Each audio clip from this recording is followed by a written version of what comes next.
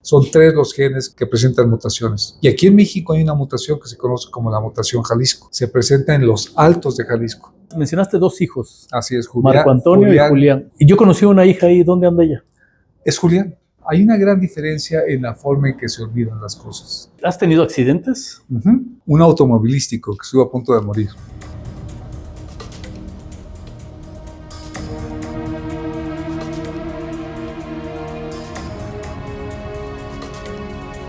¿Qué tal? Buenas tardes, amigos. Hoy es viernes 28 de junio. Antes de empezar, les comento la dinámica del programa. Primero vamos a entrevistar al invitado como persona, que nos cuente toda su vida, que nos cuente qué es de él, todo lo que podamos saber de él. Y después vamos a comer unos deliciosos cabritos que ya están aquí en el asador a punto de salir y unos frijolitos charros. Y entraremos en tema después de regresar de comer. El tema de hoy, el mal de Parkinson y Alzheimer. Y por eso tenemos a un invitado muy especial. Imagínense que su currículum es de como 26 hojas. Yo me puse a leer y parece un pergamino. Entonces decidimos hacer un resumen de su trayectoria. Nació en la Ciudad de México el 6 de diciembre de 1960. Es químico farmacéutico, biólogo de la Facultad de Estudios Superiores Cuautitlán, UNAM.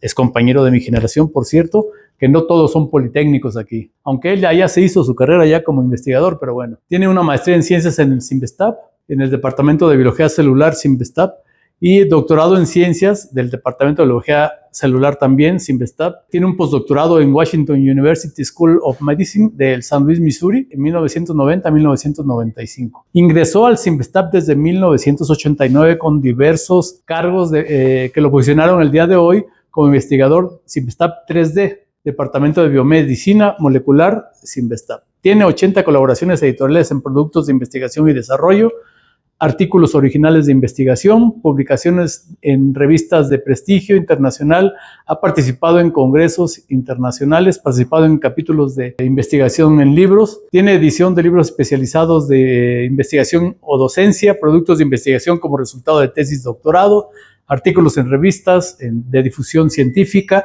cursos teóricos o prácticos, programas de posgrado del CIMBESTAB, programas avalados por la Secretaría Académica, programas de nivel licenciatura, dirección de tesis, de doctorados y maestrías y licenciaturas.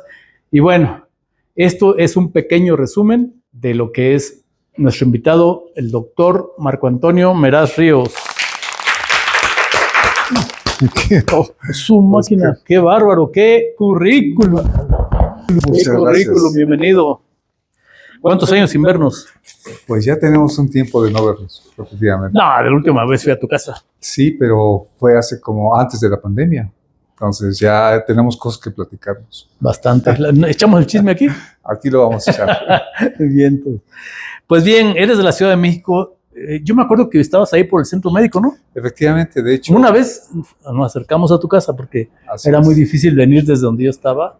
¿Hasta qué edad viviste ahí en Buenos Aires? En la ¿No colonia, ¿Puedo cuidar mi carro? ¿No pasa nada? No pasa absolutamente nada. Y también los bolsillos y todo. Fíjate que fue muy interesante porque mi familia llegó a la colonia de Buenos Aires, muy cerca de la colonia de Doctores, porque fue el único lugar donde mi padre pudo comprar una casa propia. Entonces, de hecho, el concepto de la casa propia para mí fue muy valioso porque me permitió, pues, entender que puedes hacer lo que quieras en tu casa. En un departamento no. De hecho, cuando me fui a Estados Unidos a vivir a un departamento, fue un cambio muy fuerte. ¿Cuándo te fuiste de aquí? ¿Después de terminar la carrera? Después de terminar el doctorado. El doctorado lo terminé en 1990, en el 89, y ahí tenía oportunidad de irme a Australia. De hecho, me habían aceptado con el doctor David Kemp a seguir trabajando con parásitos, y también a Múnich, en Alemania, con el doctor Tanisch, que seguía trabajando con entamedia histolítica, con amibas. Pero uno de mis profesores, el doctor Jesús Calderón, me dijo que andaban buscando un biólogo molecular en la Universidad de Washington, el doctor Schreiber, y que si quería me pagaban el viaje para que conociera el laboratorio y todo esto. Acepté, y cuando vi el tipo de investigación que estaban haciendo allá, decidí, en lugar de Australia, en lugar de Alemania, irme a San Luis, Missouri. ¿Ah, sí? Ajá. Y esa fue la razón. ¿Cuánto tiempo estuviste ahí? 5 años. Y estuve a punto de no regresar. La única razón por la cual regresé... ¿Ya estabas casado? Me fui y regresé a casarme. Me fui en octubre y Yo creo que yo estuve en tu boda. es muy probable que sí. Regresé a casarme con Lorena. No fue en salón, ¿verdad? Sí, sí fue en salón, en la casa de Coahuila, ahí en Coyoacán. Sí, sí fui. Sí, Con Lorena. exactamente. ¿Y está Lorena qué? Ella está muy bien, o sea, vive sola, porque mis 2 hijos viven conmigo. Entonces, en su momento... Es lo raro de la vida, ¿no? ¿Por qué decidieron irse contigo? Pues porque yo no los educaba tanto, exacto, no los absorbía tanto. Sí. Y desde entonces, ellos se movieron cuando estaban en secundaria, de hecho. Y entonces yo me hice cargo ya de ellos y Lorena ahorita está muy bien, afortunadamente, también. Sí, por ahí leí, ahorita vamos a ese tema de que tienes un hijo por allá por San Miguel de Allende. Efectivamente, Emilio tiene ahorita 9 años. Cuando descubrí que mis hijos... Pero tú no tienes mujer ahorita. Ahorita no. Y ella pues se te fue. ¿Quién? No. Pues la mamá de Emilio. Es una cosa muy interesante porque justo cuando descubrí que mis hijos estaban igual que yo, enfocados en la escuela y que no iban a tener familia pronto, yo pensé, yo sí quiero ser abuelo. Y entonces decidí ser papá abuelo. Y con Laura fue muy padre porque llegamos a ese acuerdo de tener a Emilio y a ella le ofrecieron una posición. Ella es la directora del museo de Ignacio Ramírez en Nigromante, que es el museo más importante de San Miguel de Allende, y tomó el empleo y se fue cuando Emilio tenía 3 años y medio. Ahorita Emilio tiene 9 años y lo voy y lo visito. 5 años que se fueron más Así o menos. Es, más o menos. 6 aprox. Oye, en la zona esa donde tú naciste, la verdad es que sí es una colonia bastante brava. Muy complicada. Ya, de hecho, te iba a platicar cómo fue. O sea, llegamos ahí y mis amigos en realidad eran, pues, amigos que después... De barrio, que después eran ladrones. O sea, entonces nuestros juegos, o sea, quizá esto no lo tengan que decir, pero eran bastante peligrosos. Como, por ejemplo, ¿quién abría más rápido un coche? ¿No? O sea que si no te has ido por el estudio, hubieras acabado teniendo un localito por ahí. Mis 5 grandes amigos, a uno de ellos lo mataron y 4 de ellos lograron salir también. O sea, no terminaron una carrera. No se enrolaron ahí. No se drogaban, ni mucho menos, pero afortunadamente ahí es donde descubres el poder de la familia. ¿Quién era quien llevaba realmente el poder en mi familia? Mi madre. Mi madre... ¿Tu papá vivía en ese momento? Sí, no, por supuesto. ¿Vive? No, ya no. Él murió. ¿Tu mamá? Murió, también ya murió. Ya falleció.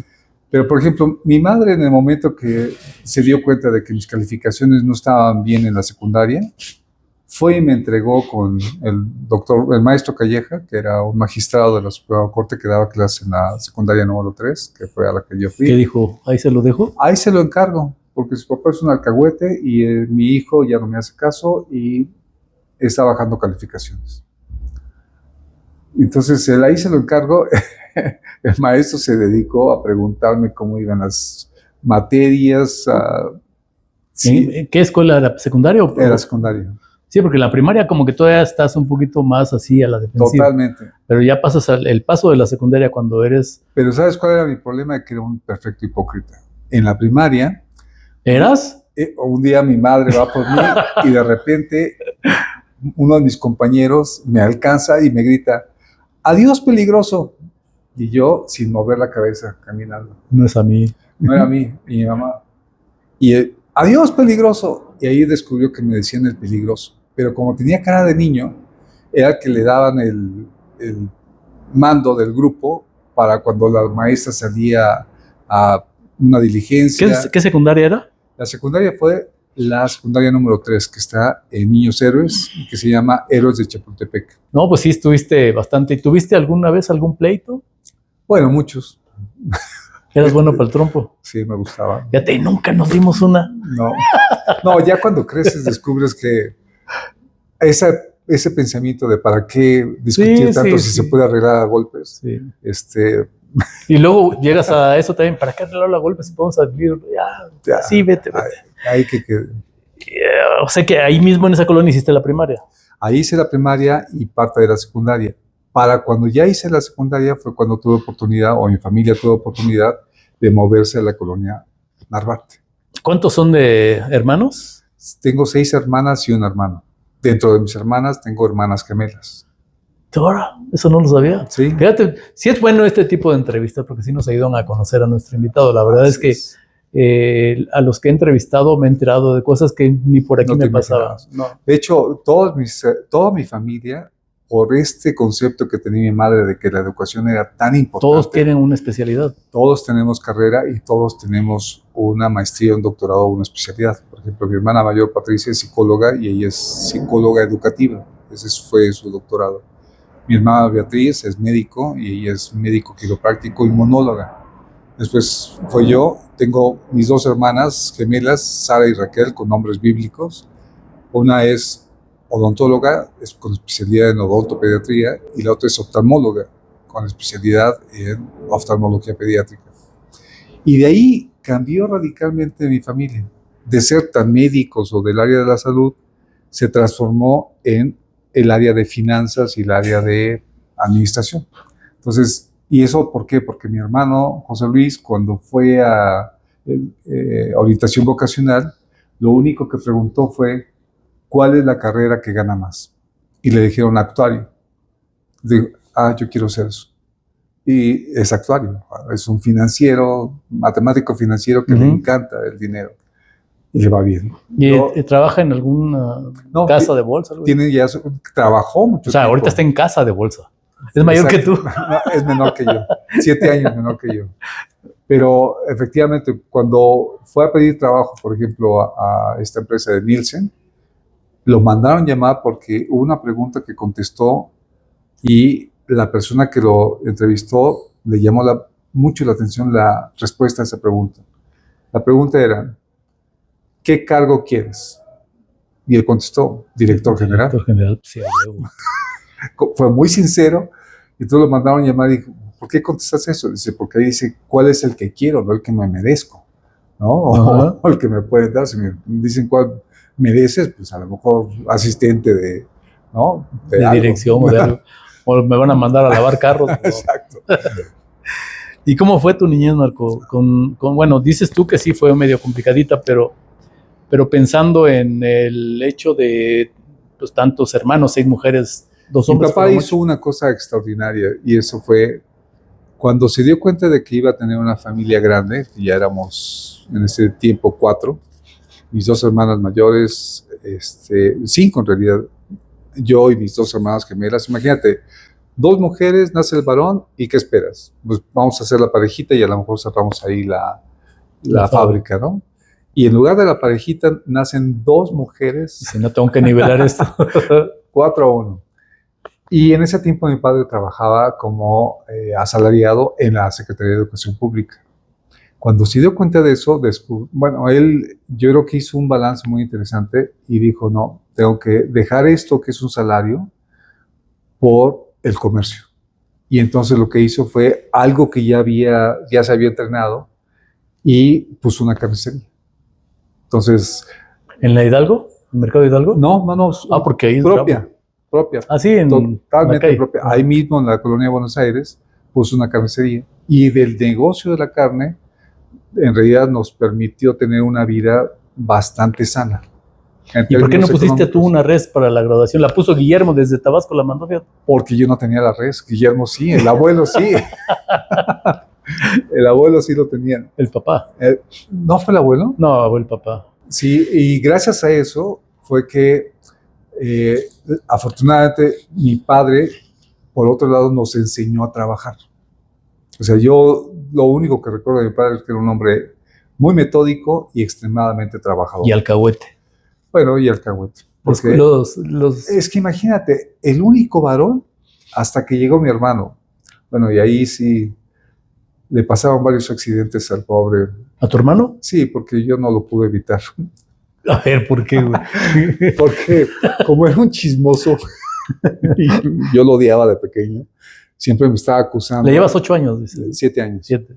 Haz de cuenta que de repente me veía con una chica de la colonia y lo primero que hacía es, papá, Toño, porque me decían Toño de chico para diferenciarme de mi padre, está en la casa del 2, ¿no? Entonces ya mi papá lo único que hacía era salía y o me chiflaba o me llamaba y ya sabía que había ido mi hermano chismoso a decir que yo estaba ahí. Esos son los accidentes que le pasan. Entonces después una piedra, algo de que se le caía. ¿Y qué tal es tu relación con todos tus hermanos? Muy bien. Mis hermanas y yo bueno, de hecho con José Luis también nos queremos muchísimo. Cada que nos vemos o cada que hacemos una reunión siempre es con mucho aprecio, mucho cariño, mucho respeto también, ¿no? Yo recuerdo cuando en esta familia tradicional que yo llegaba tarde de la escuela y ya sea mi madre o mis hermanas me estaban esperando para darme de cenar. Entonces cuando empecé a andar con María Luisa, que fue en realidad mi primera novia, no sabía cómo hacerle porque yo me iba a cenar con ella. Entonces llegaba y me estaban esperando para cenar, entonces cenaba doble, porque no era capaz de decir, no, oye, ya cené, o ya después con el tiempo que ya la conocieron, ya supieron que ya había cenado. ¿Y ya todos son casados, tu familia? Sí, todos casados. ¿No se ha quedado por ahí bueno, pero ya pasaron por la experiencia, ¿no? Exactamente. ¿Cuántos sobrinos tienes? Mis sobrinos son 13. Te gané por uno. 13, 14. Sí, contando puros sobrinos. Mis hijos no cuentan porque tengo 4. Yeah. Entonces el motor para lograr para todo lo que lograste como éxito ya en fue la combinación, fíjate, del trabajo de mi padre, o sea, un hombre muy trabajador, y la constancia de mi madre y la persistencia para tenerlos ahí en friega. Efectivamente. Antes de que apareciera el órgano interno de control, antes de que apareciera la Auditoría Superior de la Federación, la función pública, existió mi madre. Ella lo que hacía es que cada viernes nos llamaba a cada uno de nosotros a entregarle resultados con la mochila. Sí. Y entonces con la mochila era, a ver, abre los cuadernos y de repente tú sabes que en las clases, si la maestra se había salido, pues no terminabas el ejercicio, estaba en blanco la hoja, y ella muy amablemente nos decía, ¿y esto, hijo? No, pues que la maestra salió, nos dijo que ya ahí terminamos, pero se ve muy feo. Termínalo. Termina. Y a todos les hacía lo mismo. A todos nos hacía lo mismo. A todos y todas. Entonces, tu papá ya falleció. Los dos fallecieron. Los dos ya fallecieron. ¿De qué fallecieron? Y en el caso de mi padre fue un problema de la rodilla que se le infectó y al final tuvo una artritis piógena. Y mi madre, pues ya, vejez. Artritis piógena. Sí, fue una luxación, entonces se abren los tejidos y se infecta el tejido por dentro. Entonces se infectó la rodilla. Se diseminó. Y tuvo una septicemia y un choque séptico por un mal manejo, porque después lo llevaron con un quiropráctico que en lugar de tratarlo con antibióticos desde el primer momento, le quiso hacer sus menjurjes ahí. Así es. Sobadas. ¿Qué edad tenía tu papá? 57 años. Era muy joven. Estaba muy joven. Era muy joven. Menor que tú. Así es. Y que tú ahorita, por eso. Muy joven, 57. Sí, ese es el caso terrible de la mala práctica de algunos ¿En dónde fue? médicos. Fue justamente en la carnicería y después lo llevaron al Hospital Santa Elena y ya ahí, está en la Roma. En la Roma. Y ya no pudo. Ya cuando llegó ahí ya no estaba bien. Fue pesado para tu mamá, supongo. Para todos, porque fue... ¿Era el pilar? Sí, y no lo esperábamos. O sea, no... Sí. Son de esas cosas... Es cuando está enfermo, pues ya sabes que en cualquier momento te da la sorpresa, pero en un caso de esos que se llegue... Que estaba totalmente sano y además era un hombre muy fuerte, descubres que las bacterias son más fuertes, ¿no? ¿Y más? ¿Cuál no detectaron qué bacteria era? No, al final fue ya... Una combinación de varias, supongo. Bueno, a ver, ¿te casaste? ¿En qué año fue? En el 90. Con Lore. Con Lore, efectivamente, en febrero del 90. ¿Por qué terminaron? Fíjate que todo estuvo muy bien cuando estuvimos en Estados Unidos, pero al regreso, este cambio de vida lo complicó. Entonces... ¿El cambio de vida tuyo? o el de ella? De los dos, o sea, porque cambiamos de vida de Estados Unidos. Yo estuve a punto de Porque ella era alta, ¿no? Es alta, efectivamente. Bueno, es alta, perdón. Bueno, en aquel momento era alta, ahora sigue siendo alta. Sigue siendo alta. La verdad nos llevábamos muy bien cuando estábamos allá en Estados Unidos, ¿no? Pero ella no estaba allá, ella estaba aquí. Sí. Ah, sí, se fue contigo. Te digo que me regresé a casarme con ella en febrero y ya te la nos fuimos. Y allá, de hecho, nacieron mis hijos. Y fue muy interesante porque cuando regresamos, ahí fue donde hubo este problema de tener ya otro estilo de vida. Y ya con ese cambio de estilo nos dimos cuenta que no nos estábamos llevando bien. Y en realidad tuvimos un divorcio muy tranquilo, muy tranquilo. ¿No pelearon nunca? No peleamos. Eso nos permitió llevarnos muy bien hasta la fecha. Sí. Hasta la fecha. Y tú me dices en este momento, ¿y no tienen pareja? Bueno, sí, tengo una novia, pero no me volví a casar. ¿No? Ya, una vez y ya. Que no es la misma mamá de Emilio. No, efectivamente. Entonces ella nomás fue para ser papá abuelo y ya. ¿Cada cuánto lo ves? Cada mes más o menos. ¿Vas? Voy, efectivamente. Está padre allá. Sí, está padre allá. Entonces, fábrica no se cerró, pero ya se separaron finalmente, ¿no? Así es. ¿Cómo te consideras como persona, Marco? Puedes tomarle. Eso, para eso necesito de un trago. Me considero una buena persona, fíjate. Alguien honesto, alguien cabal, alguien que sabe brindar ayuda, empático, o sea, sensible. Y de las partes negativas soy a veces demasiado ansioso, soy muy crítico, ¿no? O sea, trato de corregir. ¿Crítico o criticón? Las dos cosas. ¿Sí? Sí. Las dos cosas. Oye, pero eso no te afecta en tu trabajo, en tu desempeño, en lo que haces, porque aparte tú tienes por ahí un ingreso como investigador y tienes ingreso por tu sueldo normal, ¿no? Así es. Pero eso no te perjudica ni te beneficia, simplemente es tu forma de ser como te has desenvuelto.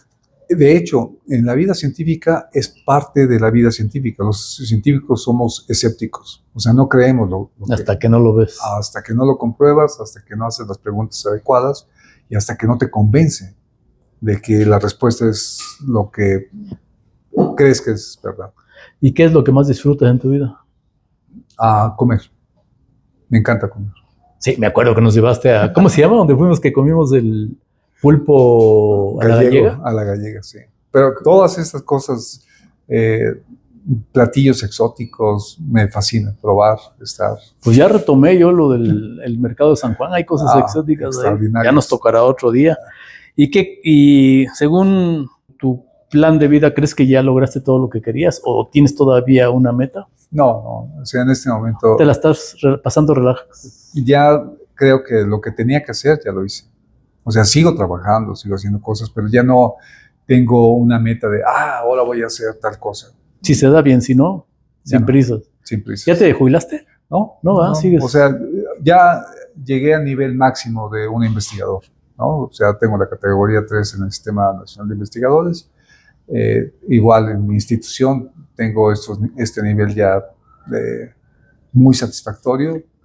Pero a ver, si estudiaste en la UNAM, ¿qué fuiste a ver a hacer crecer al poli nomás? Bueno, porque la UNAM me trató muy mal. ¿En serio? En serio. Cuando fui a ¿Ciencias Químicas? En el Instituto de Investigaciones Biomédicas a hacer mi tesis de licenciatura, que ya la había hecho yo con Luisa Arias. ¿María Luisa Arias? ¿Te acuerdas que ahí tenía? Sí, pero estaba al fondo. En investigación, en la FES Cotitlán. Sí. Y ahí con el doctor Rodolfo Marshall Moreno, yo ya había aislado una proteína de Clostridium nolematiens y yo ya tenía mi tesis, pero ya quería una tesis de la UNAM, ¿no? Entonces voy al Instituto de Investigaciones Biomédicas y me entrevisto con varios investigadores que acababan de regresar del extranjero, que eran el sobrino de Soberón, ¿no? Todo el grupo de estos chicos que ahora son investigadores muy reconocidos también.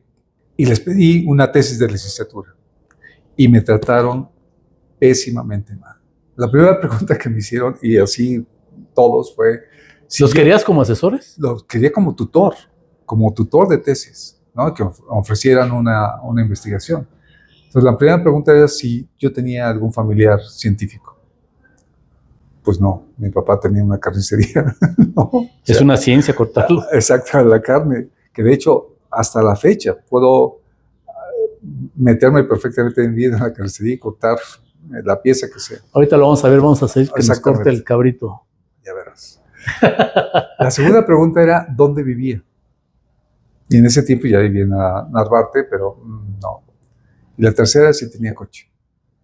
O sea, muy elitistas. Muy elitista. O sea, fue terrible porque... ¿Eso fue lo que te hizo acercarte al poli? Al Cinvestav yo ya lo conocía, porque ahí iba a sacar artículos y sacar toda la información, porque el Cinvestav tiene una de las bibliotecas más poderosas del país. Entonces, cuando me pasa eso en investigaciones biomédicas, me decepcionó muchísimo y a la siguiente semana fui al Cinvestav.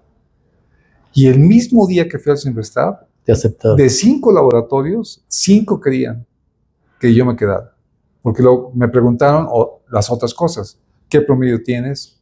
Lo que no les interesa es cuestión de estatus, ¿no? Que si ya tenía experiencia en el laboratorio, que qué interés tenía en el laboratorio que estaba preguntando.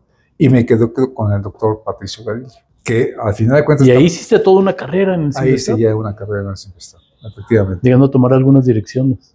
Sobre todo porque el Cinvestav, al no tener una cantera, al no ser una universidad, no tiene alumnos. Entonces admite a los alumnos de fuera, de cualquier parte del país y de cualquier carrera. Y de los mismos del poli. Y del poli. Pero una buena parte de los investigadores que se forman en el Cinvestav no vienen del poli, vienen de todas las universidades del país. Yo, sí. Imagínate. Fuiste afortunado, aparte de que eres terco. ¿Has tenido accidentes? ¿De qué tipo de accidentes? Que no sean como los que le pasaron a tu hermano. No, un automovilístico que estuvo a punto de morir. Ay, no manches. Estuve 3 días inconsciente. Y de hecho, la Cruz Roja... ¿Cuándo fue eso? Eso fue en el 87. ¿Acabando de salir de la universidad? Más bien, salimos en el 83 y esto fue en el 87. Resulta que una amiga mía me estuvo insistiendo de que fuera su cumpleaños. Dije, bueno, está bien. Salgo a las 8 de la noche, paso a comprar un ramo de flores, ahí al Panteón Francés, que está abierto por donde vivías, ¿no? Por donde vivía, efectivamente, y me voy en mi coche y tomo el viaducto. Y en Iguarán, un diputado del PRI, borracho, me choca el coche. La Cruz Roja no me quiere levantar. O sea, te chocó, pero te pasó todo esto. En ese tiempo no se usaba el cinturón de seguridad. No era obligatorio. No era obligatorio, no se usaba. Yo no lo usé. Y me fui a estrellar contra la barra del copiloto. Y por eso fue una herida con triple fractura. ¿La barra de la puerta? De la puerta. Triple fractura. Y en ese tiempo existía la Cruz Verde, que solamente levantaba a los desahuciados. Me robaron toda mi identificación y mi cartera. Esos mismos canijos. Bravo los Verde, Cruz Verde, bravo ustedes. O los de la Roja, quién sabe. Entonces mi familia se espantó, en el departamento de biología celular donde estaba haciendo el doctorado se espantaron también. Y me localizaron, eso fue viernes en la noche, me localizaron hasta el lunes. Desde el viernes hasta el lunes. Hasta o sea, estuviste sábado y domingo. Y solo me localizaron porque desperté. ¿Y algo dijiste? Pues mi nombre. Posterior a que desperté, apareció el diputado. ¿Que fue el que te chocó? Que fue el que me chocó, queriendo que yo firmara que yo era el responsable de todo. Afortunadamente, en ese tiempo conocí a un gran amigo mío que era magistrado de la Suprema Corte, el licenciado Esparza, y él fue el que se enteró de todo esto y me dijo, no podemos hacer nada, este hombre tiene fuero, es un influyente. El diputado. Dice, y lo más que vamos a hacer, porque él está insistiendo que tú tuviste la culpa, pero ya que están los exámenes, ya los tenemos nosotros, y venía alcoholizado. Él. Sí, a mí ni tiempo me dio de tomarte una. La primera. Oye, entonces estuviste a punto de morir. A punto de morir. Muy delicado. Así es. Yo había sabido que sí, que habías tenido, porque nos perdimos mucho tiempo. Así es. No más contigo, con muchos de los compañeros de la universidad. Hay unos que si me lo mencionas ni me acuerdo. Y otros que si los vemos tampoco no los reconocemos. no los reconocemos. Entonces, sí estuvo Fuerte. en el 87. Estuve en tratamiento 2 meses con fibrinolíticos porque se me formaron 3 coágulos. Aguas con el Alzheimer. Exactamente. Por eso después me dediqué a estudiar Alzheimer. Sí, porque puede ser una consecuencia, ¿no? Sí, Esa y los lo que yo golpes. tengo también. Los golpes, efectivamente. Bueno, ya cuando entremos en materia vamos a ver que ahora la ciencia nos ha permitido entender muchas cosas de las enfermedades que ni siquiera sabíamos que estaban relacionadas. Y Por había ejemplo, posibilidad. ¿quién va a pensar que una enfermedad cerebral como el Parkinson tiene su origen en el estómago o en los intestinos? Es que todo lo que entra por aquí sale por allá. Así es. Todo nos genera algo bueno o algo malo. ¿Y cómo te consideras como papá? El mejor. ¿En serio? ¿En No serio? me ganas. No. No me ganas. ¿No? No sé, digo. A ver, tú fuiste ya presidente de la Sociedad de Padres de Familia. Claro, 3 veces. Yo también. Ah, es cierto, nunca he sido. Yo fui miembro de la Sociedad de Padres de Familia cuando mis hijos estaban en la primaria. De hecho, una señora fue a quejarse con la... Pero ¿y por qué te gusta ir a perder tiempo en eso? Exacto. Una de las señoras se fue a quejar diciendo que cómo era posible que un papá desempleado fuera el miembro de la sociedad, porque pensaban que yo no trabajaba, porque todo el tiempo estaba ahí, pero no entendían que por el tipo de actividad que yo realizaba podía aportar mucho a la escuela. Entonces, cuando les obligaron a las escuelas particulares a tener una biblioteca, lo que hice fue con la gente que conozco, ¿Donen libros? no, que saben de bibliometría y biblioteconomía, que me dieran la lista que la UNESCO obligaba a las escuelas particulares que tuvieran de los libros que debe de tener una biblioteca escolar. Y entonces, esto es lo que necesitan comprar. A la escuela. A la escuela. Ay, doctor, pero ¿cómo? Es lo que marca la UNESCO. Y lo hicieron. Entonces, claro, cuando a la señora le dijeron quién era, en realidad, toda penada, fue a pedirme disculpas. Y ella pensaba, nos pusieron las cotorras bigotonas, porque éramos un grupo de padres de familia. Uno tenía un puesto en el mercado, en la central de abastos. Introducía toda la parte que eran semillas, piñones, nueces, y le iba muy bien. Otro tenía un restaurante, entonces le iba bastante bien. Otro era, ahorita no me acuerdo, pero igual, todos, tenía una imprenta. Entonces eran empresarios y gente que podía quedarse ahí a platicar. Entonces, así como las señoras antes llegaban con sus tubos y se quedaban ahí, nosotros nos quedábamos a platicar. Los niños entraban a las 8 y nosotros hasta las 9 estábamos ahí platicando. De hecho, muchas señoras no se acercaban y después amigas nuestras se hicieron de sus hijos. Eso es de la primaria de tus hijos. Es de la primaria. Porque les daba vergüenza llegar y vernos a nosotros todos ya de trajes, bien vestidos, y ellas corriendo para dejar a los chamacos. Con sus tubos estilo Florinda, doña Florinda. Por eso, esa pregunta que me dices, pues ve, hasta ahorita mis hijos, los dos, uno está terminando la maestría, otro está terminando el doctorado, y Emilio igual, va bien. Está chavito todavía. ¿Cuál es tu comida favorita, Marco? La carne, en todas sus variedades.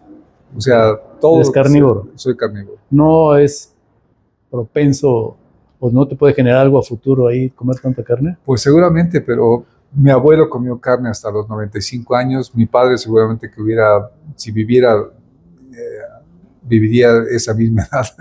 Entonces, no, sí, no, pues sí, es que cuando lo tienes como cultura, lo tienes que seguir. Así es. ¿Qué edad tienen tus hijos? Marco tiene 32 años, 31 años, perdón. Y Julián tiene 28 años. Se llevan 3 años. El mayor Marco. Marco. Ya sabes, me costó un trabajo enorme encontrar ese nombre. Sí, no. Me fui a las escrituras antiguas, al arameo, al sánscrito. Hasta que encontraste Marco. Y dije, ¡ay! Mi papá. Mi papá.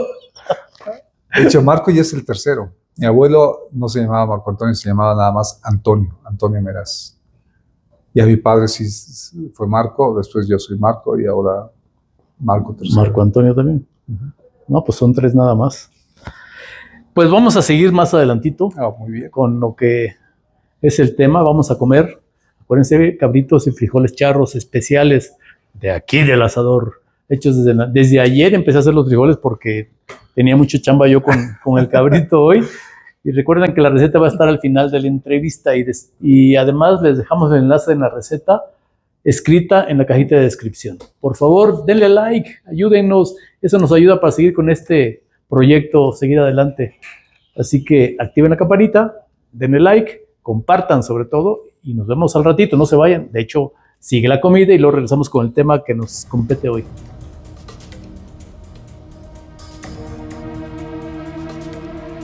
Mira, aquí hay este cabrito que lo preparé en el horno, Marco. Ajá. Este es del horno, pero garantizando porque no sabía cómo iba a funcionar La idea. sí, de hacerlo como al horno también, pero estilo pastor, ¿no? Sí, exacto. Entonces, ¿quieres probar ambos o cuál te animas? El que sea. O sea, ese ya está cocinado. O sea, Sí, ese ya está. ajá. Y este no sé. ¿Eh? Arriba tengo...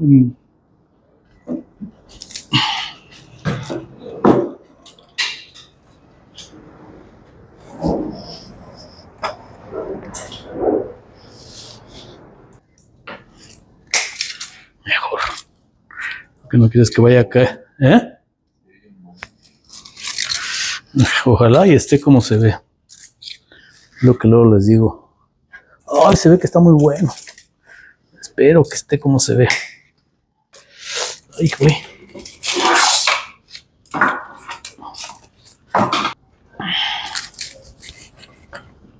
¿Qué prefieres, pierna o espaldilla? Una piernita está bien. ¿Sí? Sí. Yo creo que esta sí está buena, pero bueno. Pero tú, ¿cómo prefieres? Pues está bien. Si ya los tienes, está bastante. Sí, ya está. ¿Qué? ¿Te estás saboreando, verdad?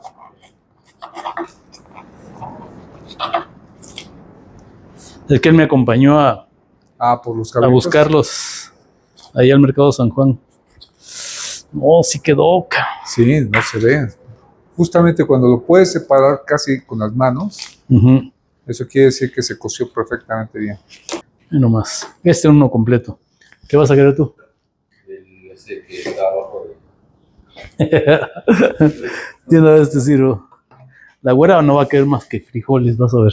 Como me vio cuando llegué ayer y le... Ah, ¿El que No, está abajo pero- de este? pero ya cocido. ¿La riñonada? No, esa partecita. ¿Eh? Esta partecita. Por eso es toda. ¿Hasta toda? Es una pieza, salen 6 órdenes de un cabrito.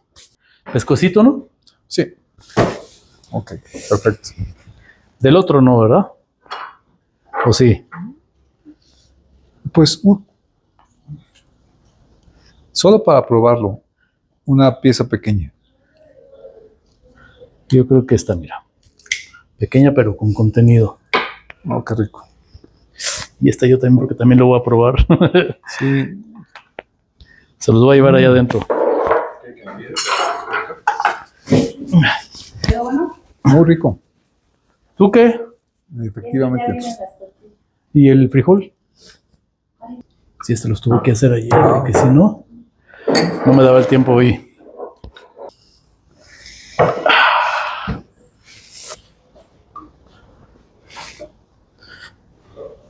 Si disfrutas comer, disfruta.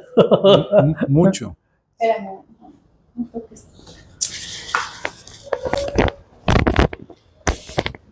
Ahí vienen las tortillas. Tengo a la mejor asistente aquí. Ya veo. Mi mujer está en todo, hasta en lo que se me olvida. Hasta lo que no me importa. ¿Quieres salsita? Sí, exactamente. Quiero una salsita especial con piña, Ya lo vi. chile jalapeño, chile serrano, cebollita, ajo, jitomate. Algunas cosas tatemadas, otras no. Ya veo. Y sí, efectivamente, es para que se haga agua a la boca. Al final me dices tus opiniones porque a veces se ve de una forma y el resultado es otra. Está muy bueno. ¿Quieres frijol charro? No te sirvo. Cómete un cabrito. No seas cabrita.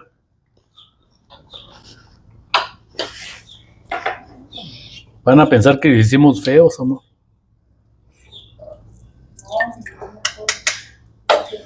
Yo estoy en ayuda. ¿Qué? Las dos formas están muy ricas. ¿Sí? Son dos estilos distintos y se aprecia el sabor mucho. Más intenso en este, ¿no? Aparte a este, lo estuve bañando con la aderezo que preparé para que nos dedicara.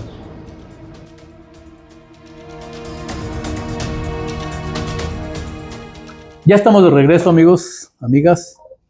Ya estamos de regreso aquí con Marco después de... ¡Qué comilona! ¿Sí comes, eh? Extraordinaria, estuvo muy bien, te felicito, eres un buen chef, un extraordinario chef. No soy chef, disfruto la cocina.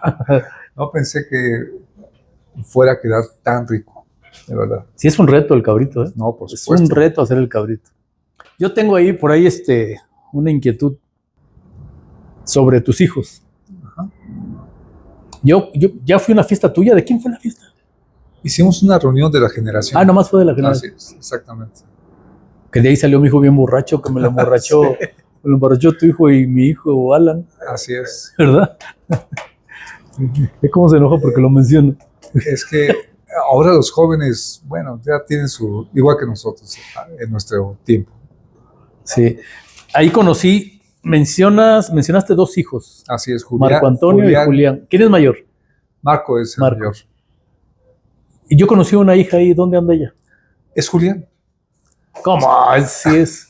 Es maravilloso ahora cómo la mente, que te permite identificar tus gustos, o sea, por la pintura, por la música, por el arte, por tu carrera, ahora tenemos una sociedad más abierta que te permite también identificar cuáles son tus gustos sexuales. Y él hace un par de años inició todo el proceso de transformación para pasar de Estefanía A Julián. a Julián. Y en este momento, como Julián está feliz, Realizado. realizado, se la pasa muy bien. Y una cosa bien impresionante es que tiene mucho éxito con las chicas. Te gana. Te gana. No sé si me gana, pero es algo muy padre ver que hemos evolucionado también como sociedad. Y eso antes estaba castigado, o sea, gentes brillantes como Alan Turing, gente que descifró el código Enigma, que con eso la humanidad pudo detener a Hitler. Al final lo castigaron por tener una tendencia homosexual. Pero ahora no solamente esta tendencia homosexual, sino además de transgénero, que es algo muy importante, que se redescubra a la gente que tenga la capacidad de poder elegir. Claro, con los cuidados adecuados, con la asesoría médica, psicológica que se requiere, porque es un cambio muy importante. ¿Qué estudió Julián? Julián originalmente iba a ser actuario, después se cambió para ingeniero industrial y ahorita está terminando su maestría en ingeniería de sistemas. ¿Fuera de México? No, también aquí. Sí. ¿Y a ti no te costó trabajo el cambio? No, fíjate que Es que eso depende mucho, de eso depende mucho. como científico creo que es algo que nos permite tener siempre la mente abierta a este tipo de cosas, a cambios, a situaciones. Bueno, y él feliz. Él está ahorita feliz. Feliz de que haya aceptado, feliz de que el cambio que logró inició y conquistador, además. y además, y ya ahorita inició todos sus trámites del INE, todo, su acta de nacimiento, toda la transformación. Bien. Acta de nacimiento también lo pueden hacer. Sí, todo tiene que cambiar. Sí, porque no hay identidad. Que es una nueva identidad y que ahora es posible, o sea, incluso la Ciudad de México te permite hacer todo este tipo de cosas. Ah, pues qué bueno, felicidades. Felicidades por ser el papá que eres, sí eres mejor que yo. Mira, hasta la mujer se ríe, sabe que es cierto. Bueno, vamos a entrar en tema. ¿Okay? Vamos a hablar de las enfermedades neurodegenerativas. Así es. De dos en particular, que es... Primero abordaremos un poquito de qué te parece que primero, Parkinson o Alzheimer. Lo que quieras, o sea. Bueno, empezamos a ver cómo hice yo mi resumen aquí. Ok, adelante. Pero también yo tuve un amigo con el que me iba yo al golf. Ajá. Era cómico, Tony Flores. Oh, Él murió de ELA. ok. Y también es una enfermedad neurodegenerativa. Es mortal. Ajá, así es. Porque es mortal. Duró con la enfermedad, no sé, dos años, si fue mucho. Entonces, esa es una enfermedad neurodegenerativa que pierdes toda la conexión con médula espinal, con el cerebro y empeora de manera evolutiva. Ya andaba en los shows que no se podía ni parar de la silla. Pobre, sí. Entonces, sí supiste de él, ¿no? Sí, exactamente. Y la ataxia de Friedrich, ¿sí la has oído? También. La Ajá, ataxia que es trastorno también neurodegenerativo hereditario. así es. La enfermedad de Huntington, Por supuesto. también. Ahí está alterada una proteína que se llama la huntingtina. Ajá, exactamente. Y ahí es el incremento de un triplete. O sea, conforme va creciendo ese triplete El genoma. en el genoma, se va haciendo que se acelere el proceso, que se presente en etapas más tempranas y que sea cada vez más severo. Pero no se puede retrasar ni detener. Ese es, No se puede detener. sí. Y la demencia o enfermedad de cuerpo de Levy, Ese está relacionado justamente con el Parkinson, ¿no? con la enfermedad de Parkinson.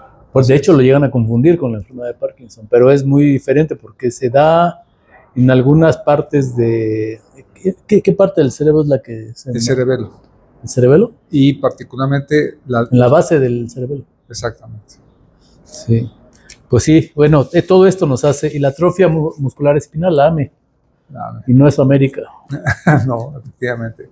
Bueno, estás mencionando Esta es genética. muchas enfermedades conocidas como crónico-degenerativas o neurodegenerativas. Que se pueden llegar a confundir con las otras dos. Así es, por eso es tan importante el diagnóstico, un buen diagnóstico. O sea que, y a veces en México ese es un problema grave porque no hay un buen diagnóstico de este tipo de enfermedades. ¿Quién hace estas pruebas?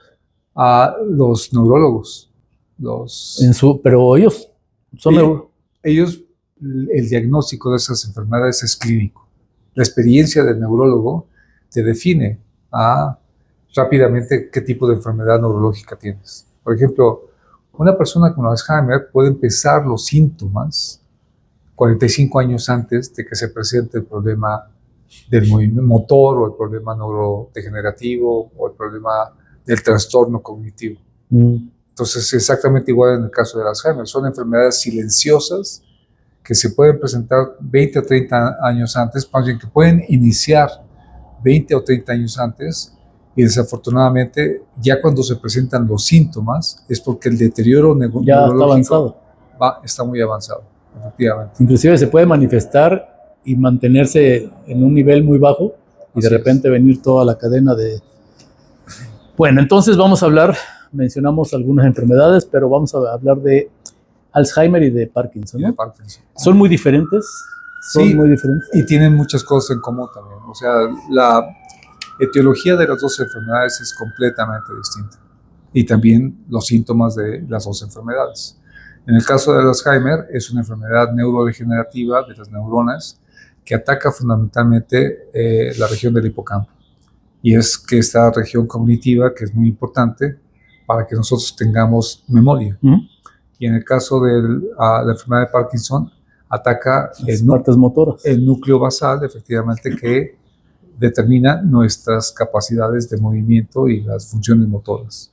Que es todo lo que es la médula espinal. Ahora, tiene una cosa en común. En ambas enfermedades se depositan anormalmente una serie de proteínas que alteran a las neuronas. En el caso de Alzheimer se deposita extracelularmente un péptido que se conoce como amiloide beta, que produce las placas neuríticas, e intracelularmente, adentro de las neuronas, se deposita, se precipita otra proteína que es la proteína tau, que se hiperfosforila, o sea, se le agregan muchos grupos fosfatos y se polimeriza dentro de la neurona.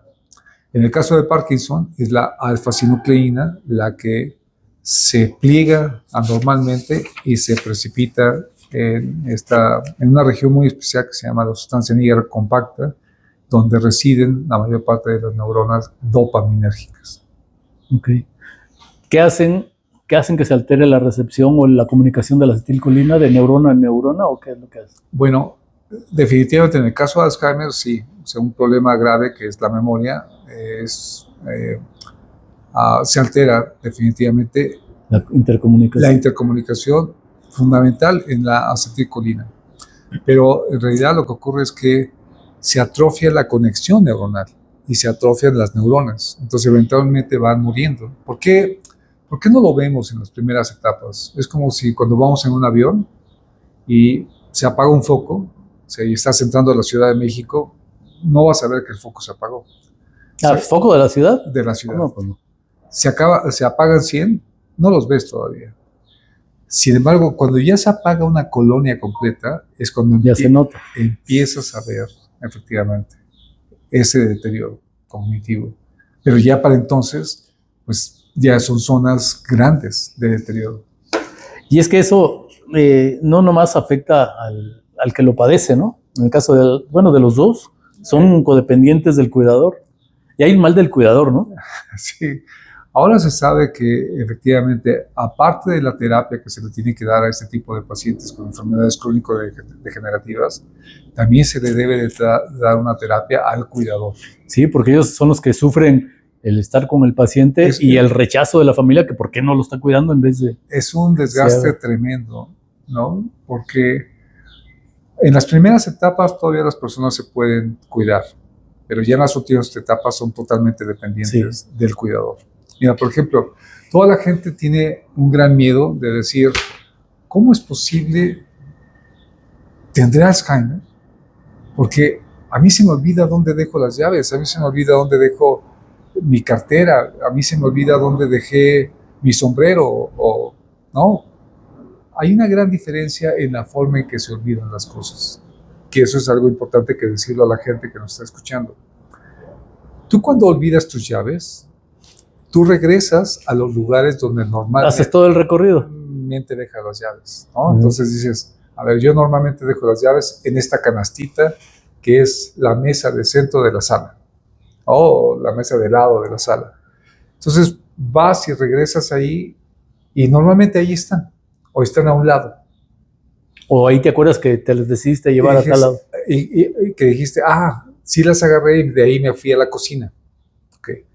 El problema cuando ya tienes un problema cognitivo, demencial, es que no las dejas en los lugares donde normalmente dejas las cosas, sino las dejas en los lugares más inesperados donde dejas las cosas. Y de una forma ni siquiera mecánica. No te acuerdas. Inconsciente. Inconsciente. Sí. Entonces, de repente encuentras las llaves adentro del congelador. O de repente encuentras las llaves en uno Porque ibas a guardar un vaso de... En uno de los cajones de la alacena. Chinga, ¿se me ha pasado eso no? O sea, cuando ya empiezas a encontrar cosas en lugares completamente inesperados, ahí ya hay que tomar mucho cuidado porque ya no es común que pierdas... Y hacerte el estudio. Que pierdas las llaves, sino que es perder las cosas o olvidar las cosas y encontrarlas en lugares inesperados. Esa es una alerta que hay que tomar muy en cuenta. Es una acción, una actitud que uno toma que no. Porque toda la gente me ha preguntado, oiga doctor, pero a mí se me olvida el nombre de alguna persona o se me olvida... Eso es normal. Es normal.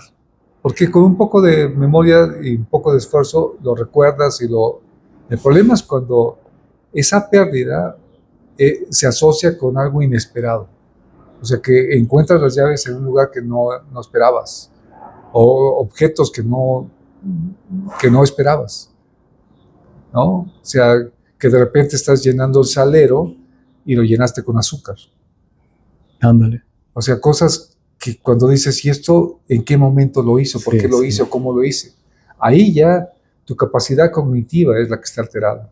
Y ahí hay que tener mucho cuidado porque inmediatamente hay que tomar medidas, sobre todo de que alguien te valore, que alguien vaya. Para saber el avance o la gravedad del... Y ver si es real que efectivamente tienes alguna alteración. Y ahí es donde entran todos estos estudios de imagenología, de pruebas cognitivas, que a los neurólogos o al psiquiatra le permiten evaluar si estás o no en un problema cognitivo. ¿Y qué expectativa de vida tiene una persona que ya está diagnosticado con Alzheimer? Mira, el Alzheimer se puede clasificar de acuerdo a dos características. por el tiempo en el que aparece, que se conoce que es un Alzheimer de inicio temprano, cuando inicia antes de los 65 años, o es un Alzheimer de inicio tardío, que es el más común, es el 95% de los casos, Inicio tardío que a edad muy avanzada. después de los 65 años. Okay. O sea, si aparecen los síntomas después de los 60, ya estamos cerca, ya. Yo ya estoy en 66. Sí, pero si todavía no tienes esos problemas de De memoria, que se me olvide, ¿no? todavía no. ¿Qué cosa? Eso. Te vamos a mandar al hospital ahorita mismo a que te hagan los estudios. Y el otro es por si es de hereditario o si es esporádico. ¿Es hereditario? Hay un 5% de casos, tanto en el Parkinson como en el Alzheimer, que se debe a mutaciones en genes específicos. En el caso del Alzheimer, por ejemplo, son 3 los genes que presentan mutaciones. Y aquí en México hay una mutación que se conoce como la mutación Jalisco. Esa mutación se presenta en los altos de Jalisco. Es una mutación que cambia. Y tú ibas a buscar novia por allá. Exacto. Bueno, pero afortunadamente ya se me olvidó. Hay un cambio de aminoácido de una alanina en la posición 431 de una proteína que se llama presinilina y cambia por un ácido glutámico. Y ese cambio que le agrega un carboxilo a la alanina provoca que tenga un cambio conformacional de esa proteína presinilina y procese de manera diferente a sus sustratos. Y eso provoca que las células vayan alterando su metabolismo y eventualmente degeneren para la formación del amiloide beta. Ya. Y bueno, no hay de hecho no sobreviven después de cierto tiempo, es muy delicado porque ya no tienen la misma, empiezan a perder motilidad totalmente, ¿no?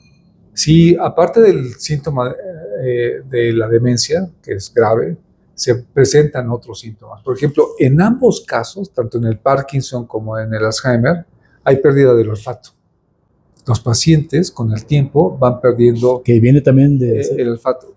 Hay una conectividad especial entre el bulbo olfatorio y el cerebro.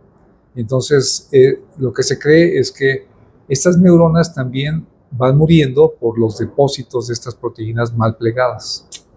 Entonces, desafortunadamente, esa es ahora otra de las pruebas que se le aplica a los pacientes con este tipo de enfermedades neurodegenerativas. ¿Cuál es la causa más común de una enfermedad de Alzheimer?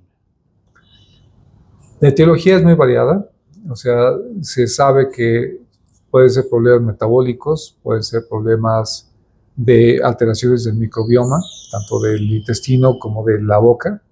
Ahora se sabe que, por ejemplo, personas que tienen en la boca como parte de su microbioma a porfiromonas gingivalis, tienen un porcentaje mayor de posibilidad de tener daño cognitivo, que eventualmente desemboque. ¿Por qué? ¿Qué hace? Libera toxinas que se van al cerebro. Entonces, por eso un buen enjuague, un buen lavado y un buen enjuague. Y un buen enjuague es muy importante para tener un retraso en algún tipo de alteración cognitiva. ¿Y en el caso del Parkinson? En el caso del Parkinson, se sabe que alteraciones en la microbiota también provocan alteraciones en lo que se conoce como el sistema nervioso del intestino. ¿Por qué? Porque alteraciones en la microbiota pueden provocar infecciones con bacterias, con virus, que una proteína que es muy importante en el Parkinson, que se llama alfa-sinucleína, se empiece a alterar en el sistema digestivo, nervioso digestivo, y altere eventualmente todo el proceso, la comunicación con el cerebro. Entonces antes no sabíamos que había esta conectividad entre todos nuestros órganos, pero particularmente en el fantasma padece Parkinson, ¿no? El hermano de Víctor. ¿Te acuerdas del fantasma de una fiesta de disfraces? Sí, ¿no? Sí tiene Parkinson. Sí, de hecho, uno no sabe la prevalencia de esta enfermedad, pero los datos son entre 60 y 12.500 personas pueden padecer, dependiendo de la ciudad, dependiendo del sitio, dependiendo de la alimentación. y dependiendo de la cultura, entre 65 y 12.500 personas por cada 100.000 habitantes. Entonces, de hecho, la demencia tipo Alzheimer es la primera demencia en el mundo. Y se calcula que para el 2050... La primera de las demencias diagnosticada, la primera de las demencias identificada como tal. que se puede presentar como demencia en el humano. Y la segunda, amén de las anteriores que te mencioné. Amén de la frontotemporal, amén de la cardiovascular, o sea, todos los otros tipos de demencia que pueden generarse, el Huntington. Y la segunda es Parkinson. Sí, por eso me interesó que fueran de esas dos, porque son las más comunes y a las que le tenemos un poquito de miedo, ¿no? A ver, ¿cómo funciona la memoria? O sea, recientemente, hace 2 semanas, salió una publicación muy interesante de cómo guardamos los recuerdos y cómo se genera la memoria.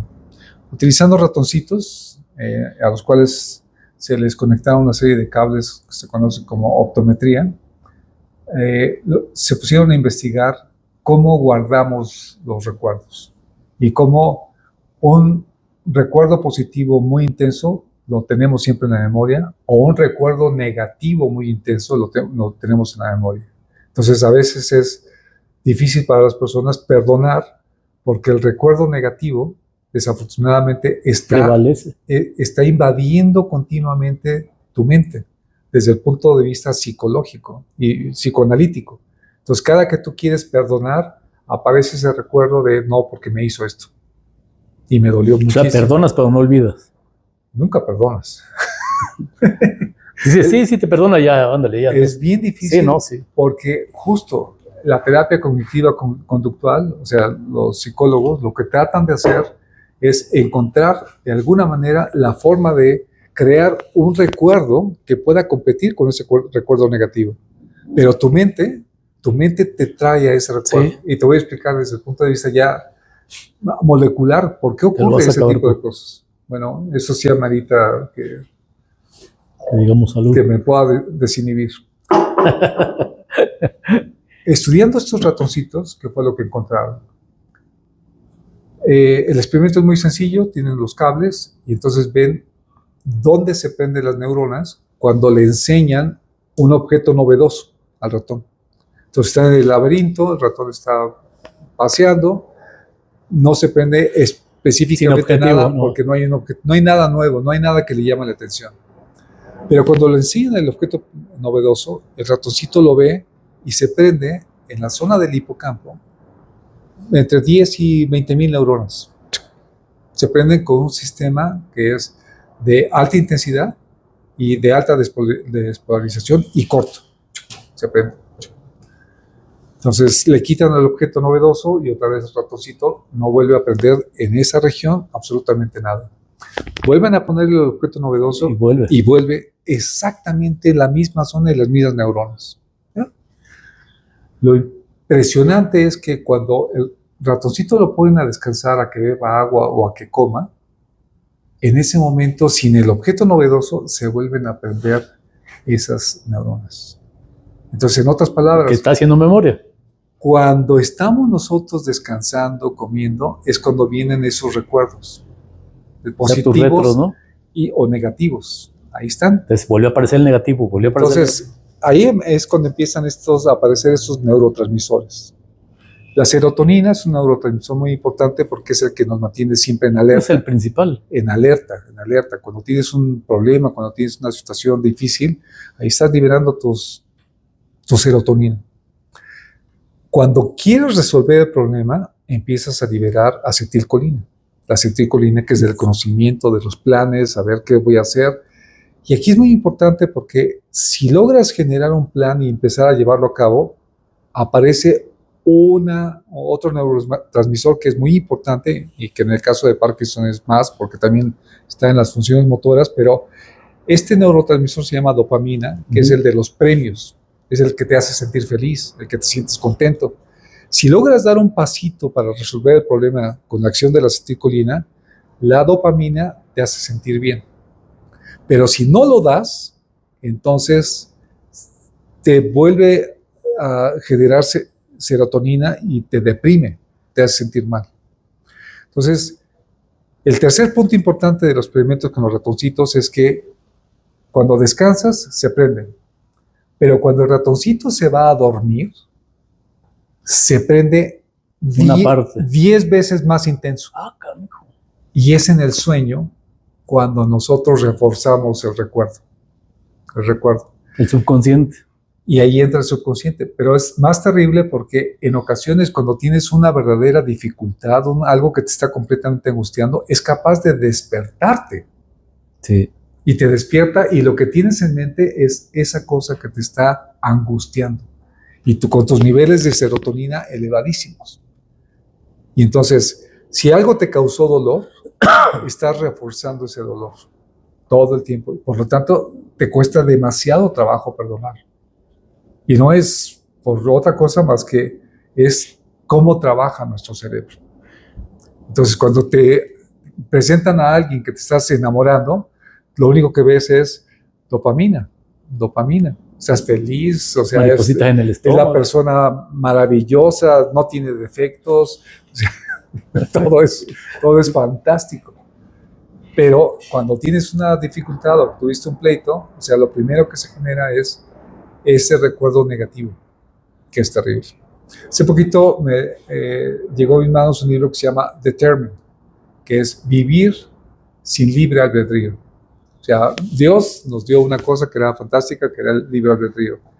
Resulta que este autor de este libro es impresionante porque te dice que en realidad no tenemos libre albedrío. ¿Por qué?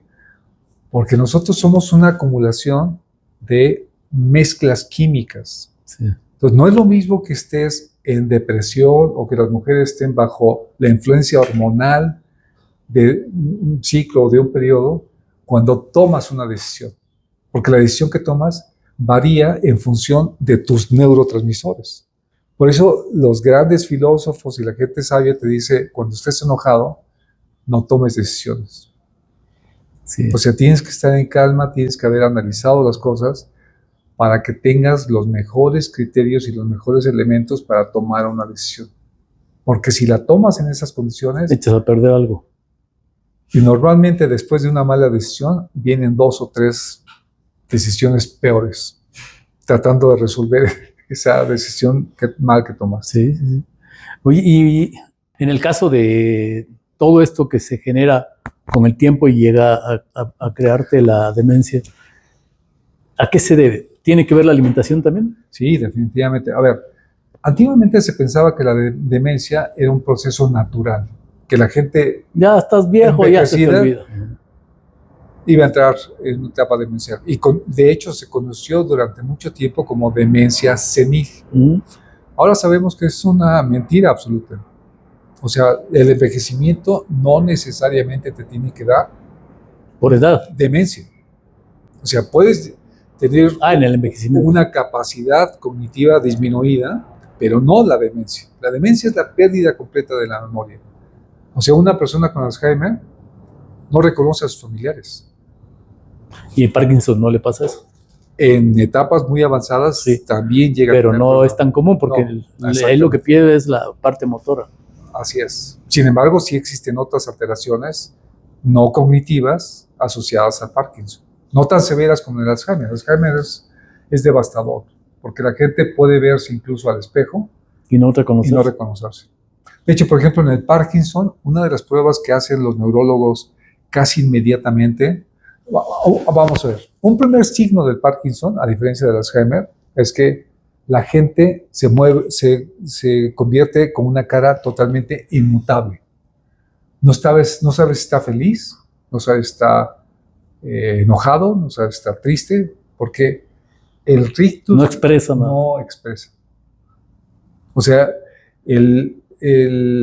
la afectación motora se nota en la cara y también en los movimientos. O sea, las personas cuando van a caminar lo hacen por pasitos muy cortos y posteriormente se incorporan y tratan de mantener el equilibrio. Entonces, cuando van a avanzar, empiezan despacito y luego ya avanzan continuamente. Y es algo muy interesante porque en el caso del Alzheimer, las personas pueden seguir su vida normal. De hecho, si la gente es inteligente en el caso del Alzheimer, empiezan a hacer bromas para ocultar el problema de su memoria. Por ejemplo, tú le puedes preguntar a un paciente, oiga, don Sebastián, ¿y qué edad tiene? Ay, ay, ay, ¿cómo que me estás preguntando eso? No, bueno, aquí la que sabe es mi vieja. Pero da una respuesta. Da una respuesta y espera que la señora que está ahí sea la que conteste la edad. Porque él no se acuerda. Entonces juegan, o sea, Tienen esa habilidad. a aparentar que todavía saben, que tienen el conocimiento, que tienen la memoria, pero ya empiezan a jugar. ¿Qué relación hay entre el Alzheimer y la TDA? Son completamente distintas. O sea, en el caso del autismo y en el caso de trastorno de déficit de atención, ese ocurre en etapas... No, yo te preguntaba de té con anís. No es cierto. Bueno, algo que sí deben de tomar las personas con Parkinson, por ejemplo, y Alzheimer, es todos estos test que ayudan a evitar la inflamación.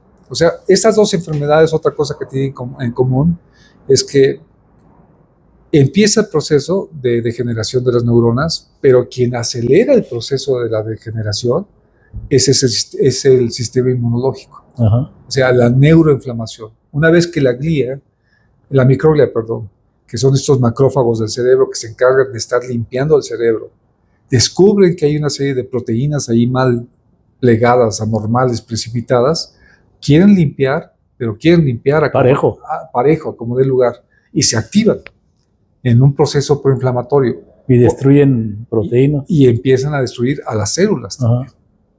Entonces, de hecho, uno de los tratamientos para este tipo de enfermedades ha sido el darles antiinflamatorios.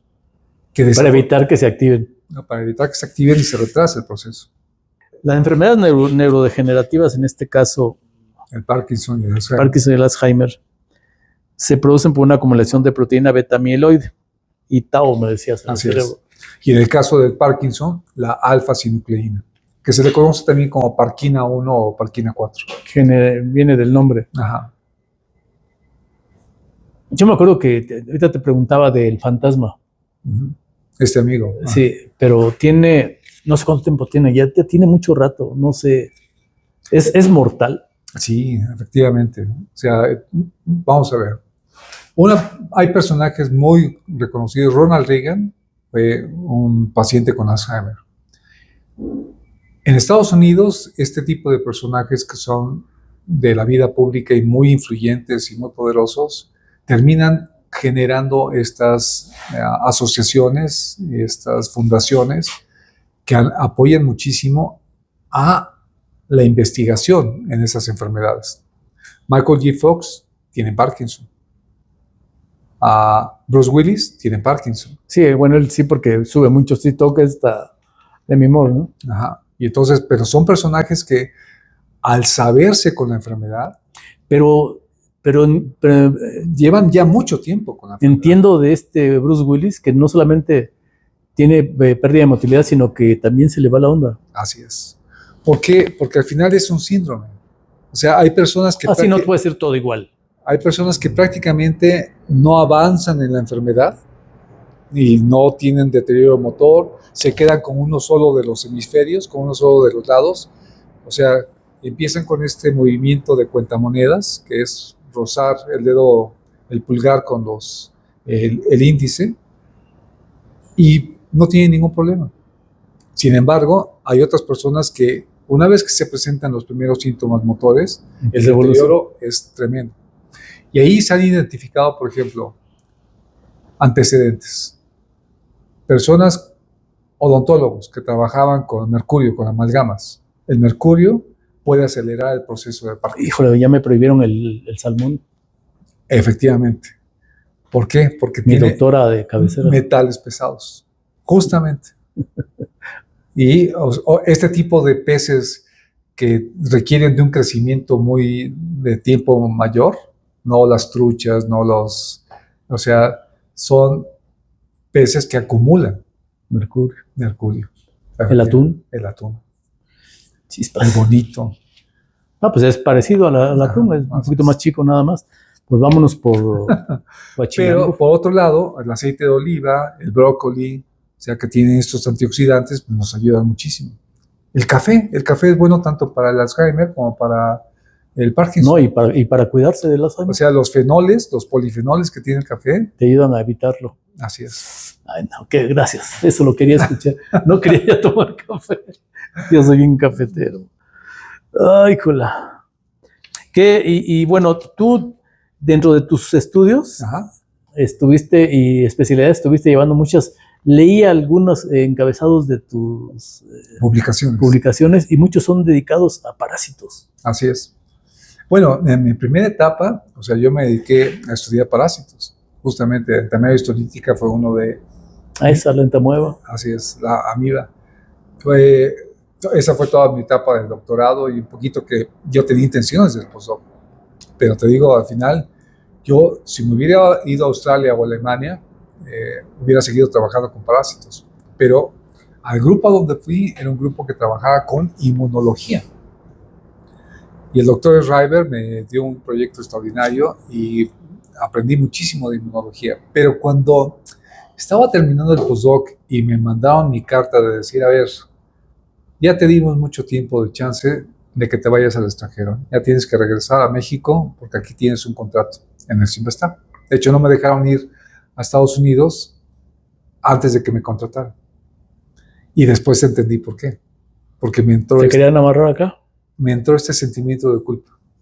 Porque en Estados Unidos ya tenía una oferta de un tenure, o sea, una posición en la universidad. Y además 2 ofertas en 2 empresas, en Genentech y en Tulare, para quedarme como biólogo molecular de esas empresas. Que si no me hubieran mandado la carta, me quedo. O sea, una fuga de cerebros, seguramente. De México. Y a lo mejor seguiría casado con Lorena, porque Ese fue el motivo. Sí. todo se va juntando. ¿Qué les recomiendas a alguien que ya tiene diagnosticado, o sobre todo a los familiares, cómo tratar a un paciente de Alzheimer, que tiene Alzheimer y al de Parkinson? Bueno, en el caso de Alzheimer, el último medicamento el aducanumab, que es un anticuerpo monoclonal, el tratamiento cuesta $26,000 al año. O sea, más de $500,000 anuales, y solamente se puede aplicar en etapas tempranas y retrasa un poquito la enfermedad. No es garantía. No hay todavía ningún medicamento que la pueda detener y pueda revertir los efectos. Ahora, ¿qué hay para poder ayudar a una persona con Alzheimer? Existen varias metodologías que son la alimentación, con buenos antioxidantes, con el aceite de oliva, Que no lo elimina.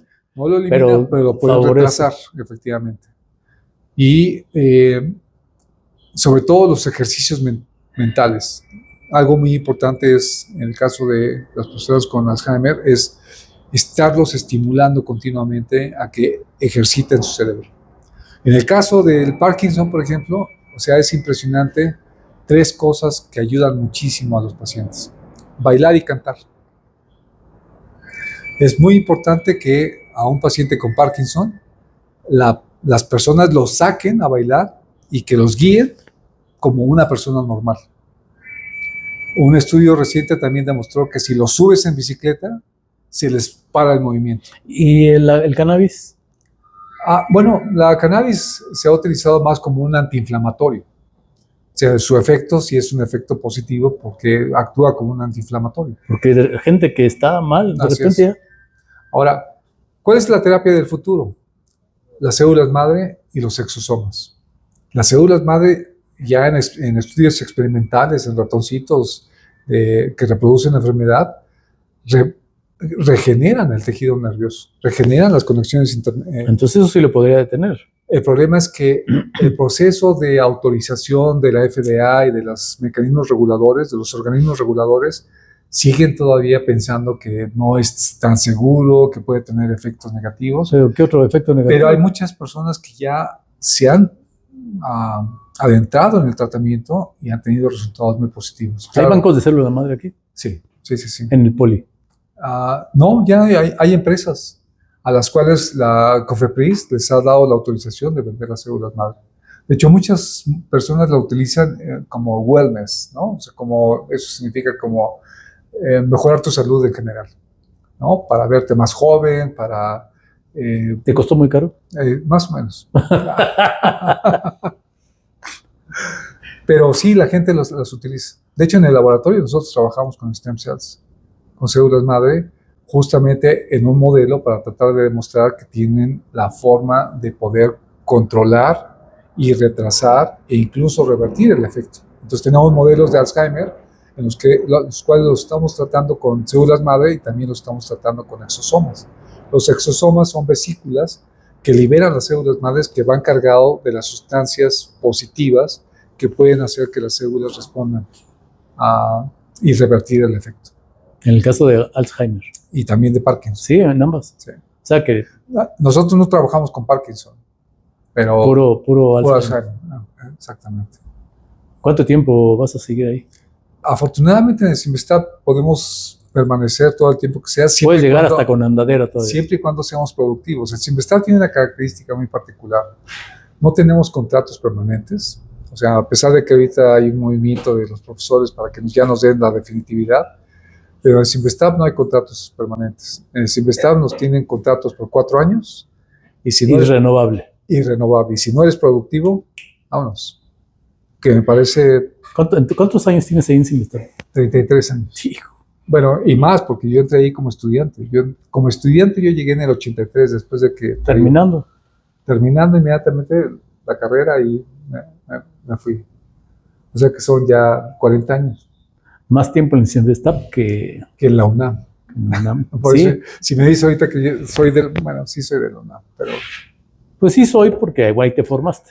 Ahí le agarraste el amor a la genética, le agarraste el amor a algunas cosas. Y bueno. ¿Y siempre te ha gustado tomar tequila blanco? Sí. Está muy bien. Además que me trajiste un reposado. No, es que no puedo. No, pero es whisky, mira. Whisky blanco. Exacto.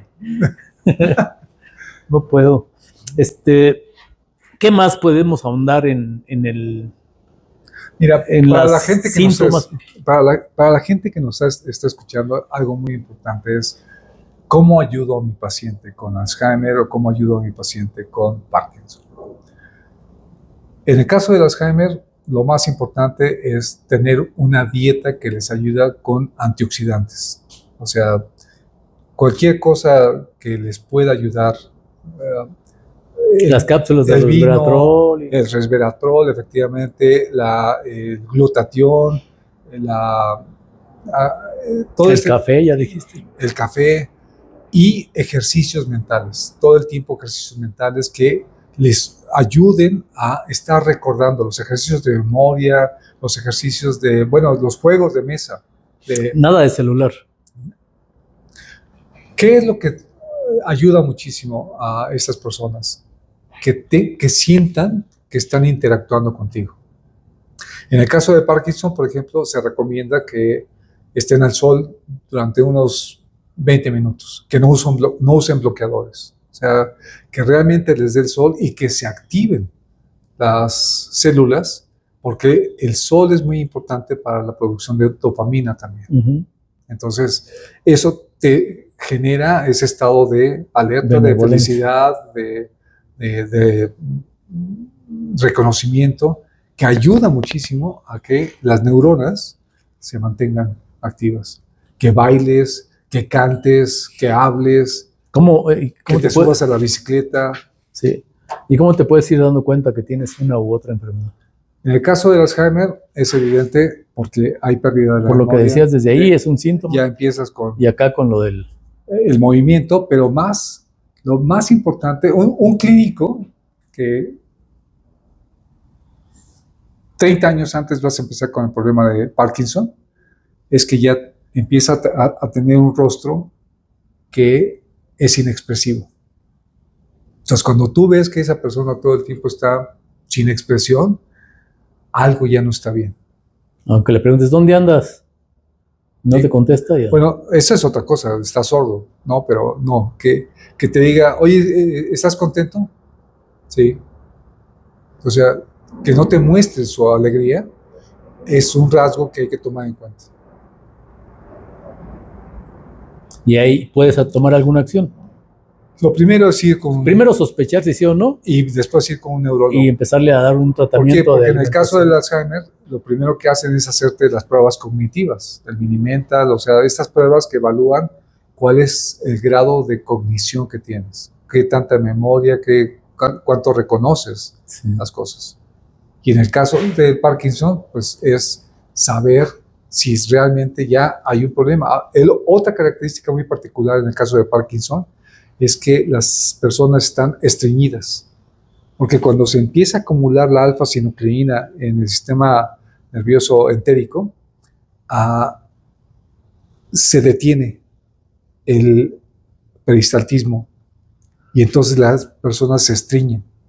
Entonces, cuando un paciente, con un familiar, con una persona empieza a tener estreñimiento, hay que pensar que algo no está bien, En vez de darle fibra. en vez de darle fibra. ¡Ay, Dios!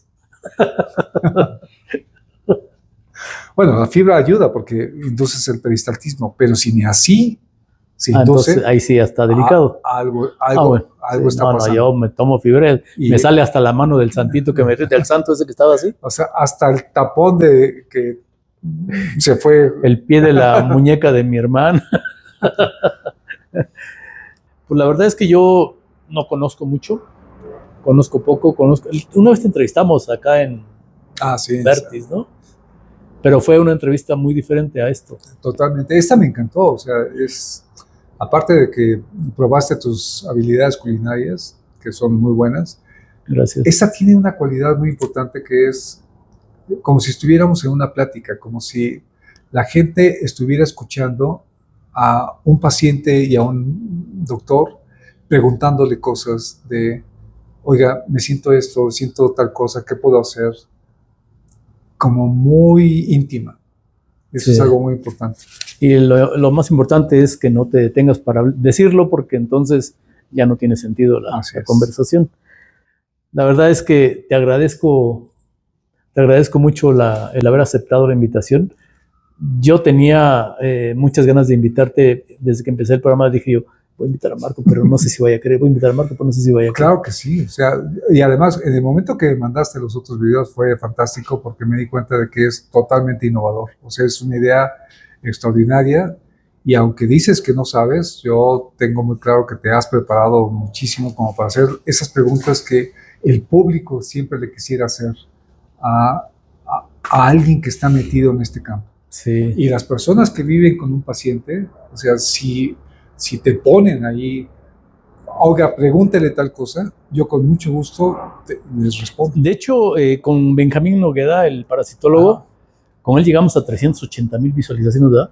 Y hubo mucha interacción, me hicieron muchas preguntas, me criticaron, me decían que yo era un... ¿Qué es lo que me dijeron en ese?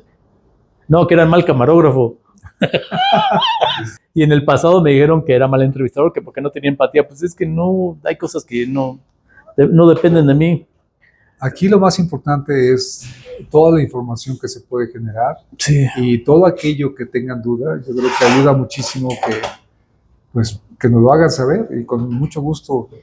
Así que amigos, si tienen alguna duda, algo personal, háganlo saber en el chat, hay una, en los comentarios, y Marco con todo gusto lo voy a sumar para que esté pendiente de si algo dicen y que él les pueda responder con pueda mucho responder gusto. todo, por supuesto. Nos despedimos. Muchas gracias, Marco. Te quiero dar, te traje botella, pero te traje mira, para tu cafecito, para que te estés preparando. Exacto, para que no me dé Alzheimer. Y aquí toma las notas necesarias muchísimas gracias. Para que tengas ahí bien claro lo que tienes que ver con Alzheimer, ¿no? Y bueno, finalmente. Muchas gracias. Ha sido muy placentero escuchar y que hayas compartido tus vivencias personales, tu vida. Felicítame a Julián. Claro que sí. Felicítame a Julián porque... Bueno, y esa es otra cosa, es un mensaje para las personas que en algún momento, si se les llega a presentar eso, de verdad, apoyen a sus hijos. Es algo muy importante. Sí, porque no saben en qué acaban luego. Así es.